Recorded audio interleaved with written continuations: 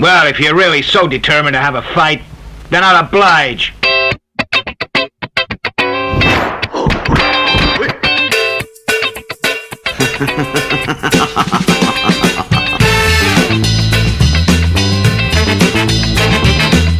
Hello everybody listening to this around the world on YouTube. My name is Ben Johnson. I am the host of the Kung Fu Movie Guide podcast. Thank you so much for checking out this conversation from our archive. The conversation you are about to hear was originally released on the 10th of August 2020. It features my conversation with the stunt performer, actor and former pro wrestler Jwaundace Candece. Jwaundace is the founder of Stunt Performers of Colour. She is fighting for greater diversity in the stunt world. Head over to stuntpoc.com for more information. You can listen to the latest episodes of this podcast and more conversations in our archive by subscribing to the Kung Fu Movie Guide podcast, wherever it is that you get your podcasts. Head over to our website, kungfumovieguide.com, for all the latest martial arts movie news and reviews. That is also where you will be able to sign up to our monthly newsletter and also donate to us and get in touch. We are on Facebook, Instagram and Twitter, and if you do like what you hear, then please do make sure to subscribe to this YouTube channel. I will be back at the end of this conversation to sign off properly, but until then, here we go. Here is my conversation with Jwaundace Candece.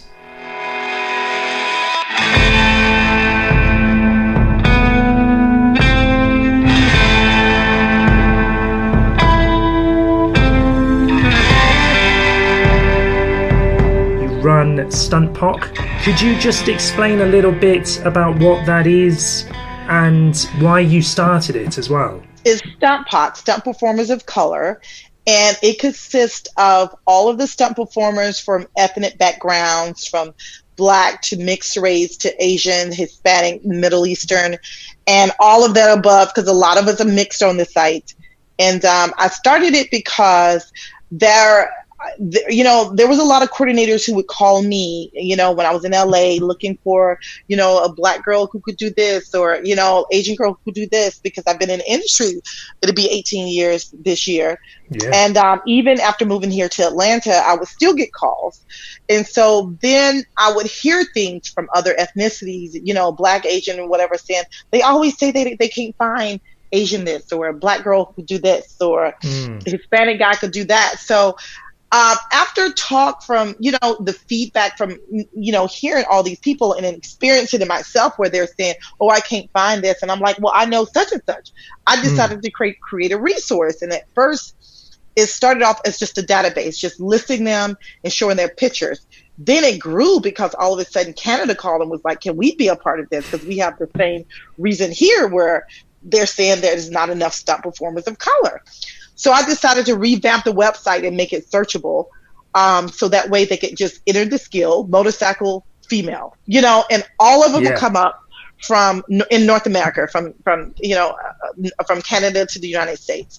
And that way they can narrow down from there, because it was a huge discrepancies and talk about the lack of diversity, even on set, even when it comes to if there's a scene where there's an explosion scene and they needed 20 people, and the lack of diversity that came with that, where, stunt people, performers were needed. So that's how it all got started, February 2018 it launched. And it's proved very popular, has it? Quite a lot of people signed up, Yeah, we have about 200 plus stunt performers, and that's including the stunt coordinators signed up. And you've sort of become sort of an ambassador, is that the right word? I guess I think the go-to person. Yes, the go-to person. Yeah, it kind of came as default. You know what I mean? I became the default. Do you mind that though, being that? You know what? I don't mind, because I'm such a passionate and activist person, and I believe in equality and diversity in itself. So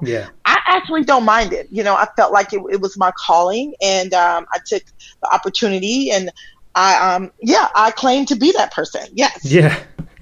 And the stunt community seems very tight. It seems like people look out for each other. It's very much, I get the impression it's quite a close-knit kind of family. Is that fair to say? Yeah. Our union is the SAG-AFTRA union over here, Screen Actors Guild AFTRA union, and stunt performers only make up less than, I would say, 6% of the union. So we're a small niche, and we all pretty much know each other per se, or small enough to where it's 3 degrees of separation. You would call someone that someone would know someone.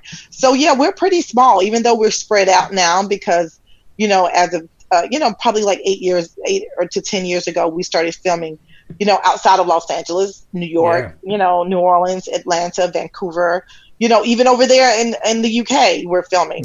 So, loads of big movies get loads filmed of things over there. So we're, so now that we're filming all over, and we don't have to really reside in Los Angeles anymore. Historically, the stunt community has been predominantly white, predominantly male, predominantly straight, cisgender. Does that sound accurate to you? That's the experience that you've had when you first joined? When I first joined, I could count the number of Black women who were doing stunts on one hand, who were actively working stunt women. And then I would go to sets and it'd be, 20, 30 stunt people. And, I may not see any stunt performers of color driving, especially when it came to driving and motorcycle stunts. There would be all white men, and then if they had one person of color, it would be a male, and then if they had, to have a woman, it'd be a white woman, but even with women, there's a lack of diversity, just if there's 20 drivers, there may be one female, out of 20, so I just feel like in America, we're such a melting pot here that, if you're filming a film in New York, it has to represent New York, Now, if you go to a region, say,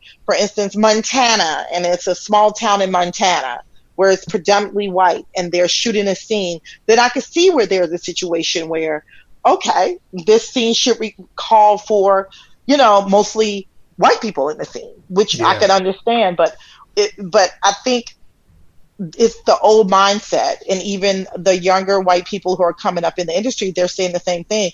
It's just a change of the mindset, the change of the culture and diversity that, we got to change in this culture. But as you say, you started out early 2000s in the stunt world. I mean, that's nearly 20 years ago. 20 years. Over 2 decades, you must have seen a change, more stunt people of color coming into the industry, or not so much? You know what? I do see a change. There's a lot more stunt performers of color coming in.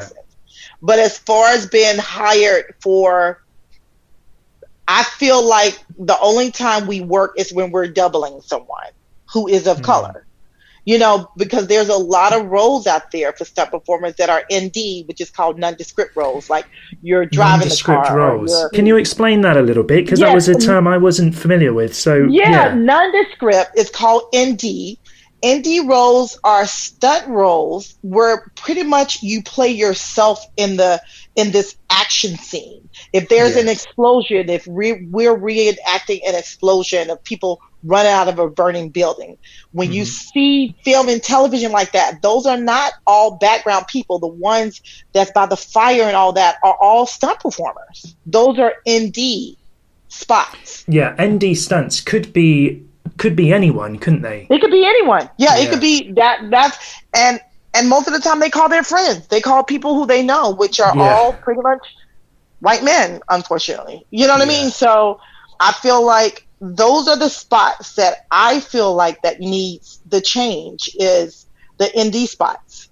Let's get some diversity in there. You can see women running out there. You can see women and people of color running out. It's got to be diverse, and it's not natural if something was on fire that it'd be all white men. It's just not natural in America anymore. That would happen, And in cases like that, is the onus on the stunt coordinator to make sure that is an accurate, diverse representation, or does the buck stop at the producer level? The producers and the UPMs leave. They hire the stunt coordinators that they trust that will get the job done. Yeah. That's what they do. The producers are so in charge of everything else and not just stunts.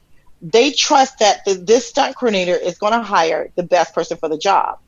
They're not caring who's over casting, but it takes, because the producers are not there really on the day a lot of the time when they're the scenes.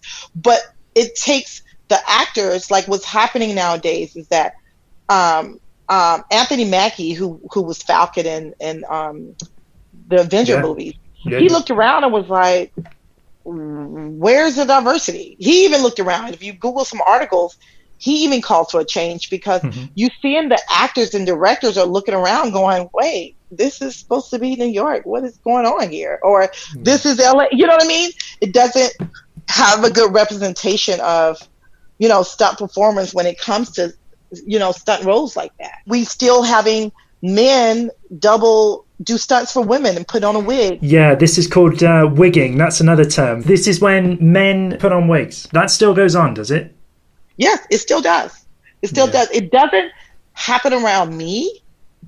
I think they, know, I probably call them out. But sometimes when you're doing heavy action scenes, you're not around the actors. They're doing it in second unit, which means all the action takes place on this stage, and then the acting goes on this stage. You know what I mean? Yeah. So a lot of times they get away with it because nobody's really around when they're doing it. Do the stunt performers themselves feel empowered enough, though, to actually challenge the stunt coordinator and say, look, this is not on what's going on here? You must hear stories like that. And what happens to the stunt performer if they do call out this? Well, they don't work anymore. Unfortunately, they get blackballed. They get called out, and they tell their friends, don't hire this person because they called me out, things of that nature. It's really sad. But I always tell the person, don't be afraid to do it, because those are not the people who you want to work for anyway, because there are a lot of good coordinators out there too. I could name, the ones that I prefer. If I could work for them the rest of my life, I would, if they had support, because they're respectable and they know, diversity and, all of this. I mean, we're not trying to take nobody's job. We just want to be, we're not looking for charity. We just want to work also. We want to place in society, and we want to be able to be included. We're looking for inclusion. We're not looking to take the job. Black Panther 2018, that felt like a real turning point in many ways, not just in terms of diversity and representation on screen, but I know behind the scenes as well, that was seen as quite a I think a big so. It step. won so many awards because they had a lot of diverse people behind the scenes in costumes and hair, that did all of these wonderful things. But that was a once in a lifetime, I felt like. Really? That was my question. You worked on that movie? I worked one day, actually, because the other thing about that, too, I was doubling a girl on there. And even then, they wanted darker skinned Black people because they felt like, behind the scenes, the producers were still white, So they felt like they wanted, what they thought was true African was to get darker skinned Black people for these shots, So on Black Panther, so even when I doubled the lady, she was darker than me, but they had to paint me down a little bit, which is normal with Black people. We come in so many different shades. I've been darkened, I've been lightened, but the actors are just happy to have a Black person double them. You know what I mean? Yeah. So they're just like, oh, well, she's Black, so this is amazing. Yeah, you can put on a couple of coats, but a lot of them were like, well, we wanted is no darker, people. Well, they're all working here. You know what I mean? Like, and I was the perfect size and height for the girl. So yeah, it had some wonderful things that happened. And I think for the most part, everything was wonderful about it for that particular movie. If we could, but it shouldn't have to take an all Black movie for Black people to work. In my opinion. You touched on this term painting down just then. I watched one of your webinars and I was shocked that this is still happening. In that webinar, yes. Yeah. So could you just explain what painting down refers to, and that this is actually something that is still going on? And you probably heard of it because you watched, it was from Angelica Washington. That's and right. it happened to her on a show in 2017. She's currently starring in Stargirl, and she had 2 black stunt doubles that they found on Stunt Pop for her for that. And I think that's what made her speak up, because she's like, they're here. I had 2 wonderful ones on Stargirl. You know, so Painting Down is when they just basically, and at that time they told her, and this is in 2017, it's not like in 1991. They told her that they couldn't find any black women in Los Angeles who were stunt performers. In Los Angeles. I mean, so they painted this girl who was not black, and we still not knowing who it really is, or the coordinator. No one's releasing. I have an idea. Angelica told me, but I'm not allowed to say at the moment. Sure. They basically painted her black, and you could see in the picture that she didn't look like, you could tell she was painted on, and the awkwardness of the smile of Angelica in that picture. But she had to take the picture because that was to be released later, which happened. You know, it was like I'm going to take this picture now, but we're going to talk about this later. You know, so it's painting someone down to look like, even down to the hair, they got ethnic hair for her on the top. So, white people, you know, was doing it in the 50s and 60s in movies to portray us, and they're still doing it now. They you know, they feel like it's okay. We can't find anybody. Let's just get white. So the purpose also of Stunt Park is, if for some reason you can't find black, if for some reason, then you kind of go, there's other colors on there. There's Hispanic people with darker skin, you know, Asian people, even Cambodian on there that has darker skin because she's mixed, you know, she's Asian and black, you know, so there are options on there. It's such a lame excuse as well in Los Angeles. I mean, come on. I don't know what goes through the head of white people who do that, because I could never, I'm mixed myself. My father's white, he's German, and my mom's black, but I could never look at my skin tone, double a white girl, and I can't use that excuse where, oh, I'm half white, so I could double a white girl. They do that sometimes with actors if an actor is mixed. I've heard a girl say, well, I'm doubling Halle Berry's white side because she's mixed. You know, even though Halle Berry's skin is brown. Or, you know what I mean? But that's not, I mean, that's kind of like illogical. So in that case, if we're going to do that, I should be doubling white girls then. And then they look at me like, because my dad's white, I'm using my white side. So, you know, it's got to be fair on both sides. But that never happens. It's complex as well, because I did read an interview with you where you said you'd doubled Viola Davis for something. Yeah. There was a makeup process involved in that. Is that correct? Yes. Yeah. I did double Viola Davis, and Viola, again, she had, she told me when she started her career early, they had a white girl double her. So she was the one who was like, oh my God, I'm just happy to have you because we're the same height, same body type. I'm just happy to have a black girl to double me, you know, whether it takes a few shades. She was just happy to like see that there were black people women who actually do stunts, because she never heard it. You know what I mean? Because a lot of these actors, they go by what they tell them. Oh, it's not too many. No one, you know, black girls are not doing this. So she was just happy to, you know, Queen Latifah the same way. She hires me all the time because she's like, I'm just happy they have black girls who do stunts. Following the Black Lives Matter protests, and I know that shone a light on a number of issues, one of which was structural racism that does go on across organizations, business, etc. And Hollywood is certainly not immune to this. There was that diversity in stunts initiative on social media. I don't know if you saw that. That was doing the rounds. I saw that. Yeah, I do. I have that, and we have another webinar coming up this Wednesday. And Shahab Rubari is the lead of the movement. He started it, and he's getting slack himself because they're looking at him like, "Why are you trying to help these people?" You know, he even told me he's getting slack for that, which is sad. Really?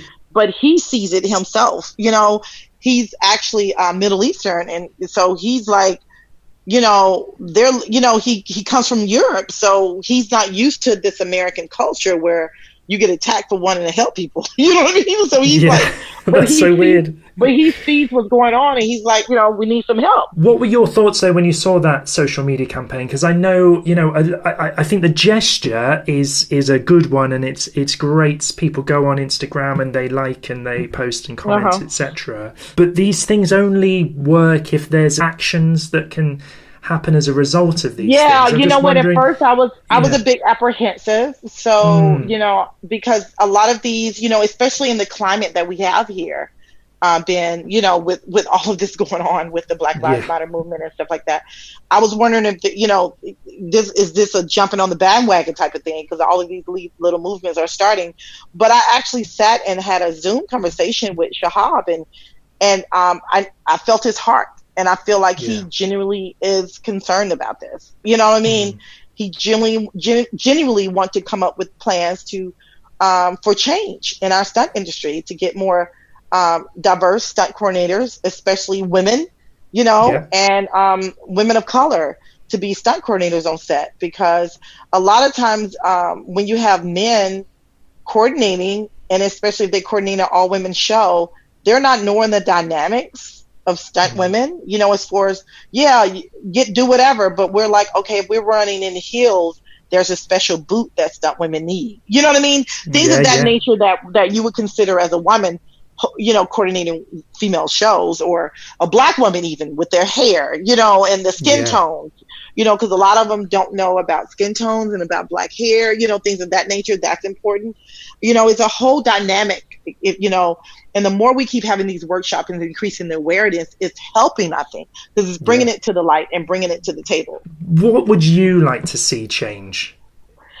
I would like to see the stunt industry and SAG. What I would like to do is have our union back the movement and back Stunt Park, and actually offer, classes or seminars so we can obtain more information on how we can, certain stunt casting can be more diverse, and also set up, a program to where we could get a change as far as being stunt coordinators, females and women of color, so I would like to see more executive, not just legislative, something that you write, but executive movement from our union on this. And I feel like they've been slow on it, or, really, just apprehensive themselves on it. I would like to see more action put behind our union to make from the top. From the top, because it's got to happen from the top. Like, we've been fighting for change for 20 years that I know of, but it takes the union and someone from the top to make it happen, and also our allies who are white stunt coordinators to make it happen too, to continue to talk about it. Have you experienced racism firsthand within the stunt world? Oh yeah, I'm still going through it now. I mean, I'm still, oh my God, just the other day I was, when it comes to me driving, I feel like I'm a really good driver, but and they just ignore that. Like, here's my driving reel with all of my crashes and my high-speed chases. And they just ignore the email or pretend like they didn't see it, and then I don't get the job. And then it's filled again, and I mean, I feel like a lot of coordinators I don't work for is because of racism. I mean, you do have over 144 credits on IMDb, so... Yeah, but I still get questioned about it's amazing how when it comes to Black women specifically, I'm a woman and I'm a Black woman. I still get questioned about my skills because they just don't want to acknowledge it. You know what I mean? And these are people who still question, have you taken a driving course? And I'm like, have you seen my driving reel? You know what I mean? Like, I don't understand. These are people who are still, to this day in 2020, are questioning my skills. And then I have a mentor, Darnay Bryant. She was in it before me, and she's the baddest motorcycle rider that I know, and in cars. And I learned how to ride motorcycles in cars from her. When I got in, I was looking up to her, and she was my mentor. She still gets questioned, after she's done so many shows with motorcycles. I mean, it's never ending, and they continue to call us to ask, we need a Black girl who could drive or ride motorcycles. Okay, here we are. Is there anyone else? I mean, I mean, it's weird. As you said earlier, Queen Latifah, I think, took you under her wing and you doubled her. I did, after I did Bringing Down the House, and she won an MTV, nominated for an MTV award for Best Fight for that. She was like, "You're going to do all my movies." And she held her end of the bargain. I'm so honored for her. And it was on our 4th movie. I did my first 4 movies with Queen. Bringing Down the House, Taxi, Scary Movie 3, we shot in Vancouver. Then we shot Last Holiday over in Prague and in Germany. And we had a conversation there. She knew I wanted to be an actor, that I moved to LA to be an actor. But she sat down with me and she says, "Hey, I wanted to be an actor too, but I rapped." If you get my drift, you know what I mean? To get in there, to cross over. So, and she's like, "You're such a badass. That is not to me. I don't see black stunt women, and I think you could be," she's really the reason that I came back to LA and I started taking driving courses. I finally got my motorcycle license because she motivated me to, she said, "You got to be good in this field. You got to open doors for others." So she has no idea that she inspired me to be a better stunt woman and to pursue my career, Amazing. as a stunt woman. So I give all my credit to Queen Latifah for that. The roll call of people that you have doubled, I mean, Regina King, Oprah Winfrey, Jennifer Hudson, Whoopi Goldberg, Monique, like, it's ridiculous. Tara Banks, like, it's kind of amazing. It's still surreal, Yeah. Especially being on the set with them and getting pictures with them. And I'm like, these are people who I look up to, these are people I still admire. Like, these are real people. Yeah. So, I mean, I'm honored, but, I'm so focused when I'm on the set and so professional that they don't see the starstruckness in me. They see the work, and I think that's why they keep calling me that. And do you feel safe on sets? Injuries, they do happen, don't they? You know what? Injuries do happen, and that's a really great question because it took me years to, my first 10 years was about I do anything, no matter how safe. I didn't even question it. I trusted everything. But now seeing what I have seen and knowing what I know, if I don't feel safe, I'm not going to do the stunt. You get what I mean? So you have to have a confidence in yourself to say, "Hey, I don't feel safe. I need the mark to be over here," or "That's too close to the camera," or "I feel like you need to be over here," or "The director, he really needs to be on the other side of the car," or you know what I mean? Yeah. I feel like, but it took years to get to that point. It takes experience and it takes years of being in the business. I'm grateful that I haven't had any serious accidents that took me out of the game from doing stunts, so, but I know what to do now when it comes to being safe. If I don't feel safe, then I don't do the stunt, period. We should say you've got some amazing acting credits as well, and I know... Oh, I love acting. And that is something you would be advising stunt performers who are coming into the industry. To make you a fully rounded performer, then acting is a really crucial thing. Is that something you would be telling people? Oh my gosh, yes. And what's good too, what's helped me with my career is because if you let the coordinator know that you have an acting background or some acting, you could get in the stunt performer or the ND spots easier. Yeah. Because they may say, "Okay, you're coming out the burning building, you're on fire," and they may want actors, the director may want you to say a line or two, then it becomes an acting role. So I always tell people to take improv classes or just one introduction to acting classes. Okay, ambitions then into the future. Stunt POC is really popular and the numbers are growing, are they at the moment? Yes, the number is growing. The interest are growing. A lot of actors and directors are following it now, so which is great. So I hope to take it to another level. That's why I'm doing the workshops. We got a great reviews from the workshops because not too many stunt performers, we don't have workshops, or webinars. So I feel like this was a great opportunity for me to not just, talk about, the objects and not talk about diversity and paint downs, but just increase the awareness for all stunt performers, whether it's safety, whether it's stunt coordinators, how to hustle, as well as, diversity and things of that nature. So I want to do more of those so we can help the community in itself. Well, listen, you're doing amazing work. So do keep it up. And thank you. This has been great. Thank you so much for taking the time to talk to me today. Thank you.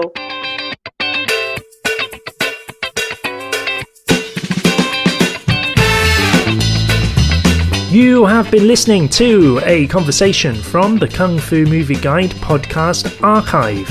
For more episodes, head over to kungfumovieguide.com and wherever it is that you get your podcasts. You can also contact the show and keep up to date with all our latest news via social media. We are on Facebook, Twitter and Instagram, and you can also email us. The email address is hello@kungfumovieguide.com. This is Ben Johnson saying thank you so much for listening to this, and until we meet again, do take care and bye for now.